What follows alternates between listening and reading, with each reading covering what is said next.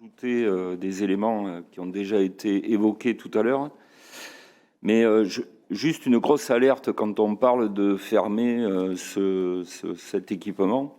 D'abord parce qu'aujourd'hui, il y a des gros travaux sur les réseaux de chaleur, parce qu'il y en avait vraiment besoin.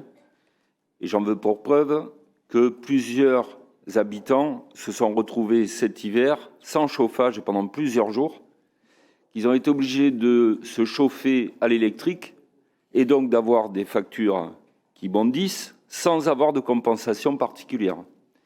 Et les charges, ils continuent à payer les charges qui sont identiques à celles qu'ils auraient eues si le service était rendu. Ça, c'est le premier point. Le deuxième point, c'est effectivement de trouver une solution en amont. On ne peut pas décider du jour au lendemain de fermer alors qu'on n'a pas de solution de compensation et de remplacement. Alors, j'ai entendu parler de logements très sociaux.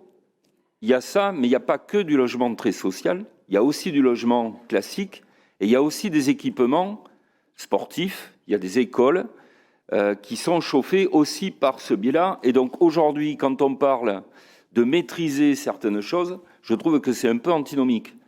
D'abord, il y a la maîtrise des dépenses pour les utilisateurs. Il y a aussi la maîtrise des coûts pour les collectivités.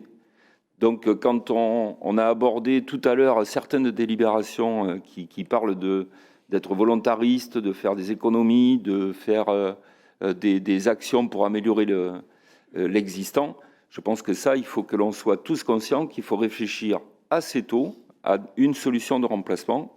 Et puis, s'il n'y a pas de solution, eh bien, laisser cet outil continuer à fonctionner. Merci.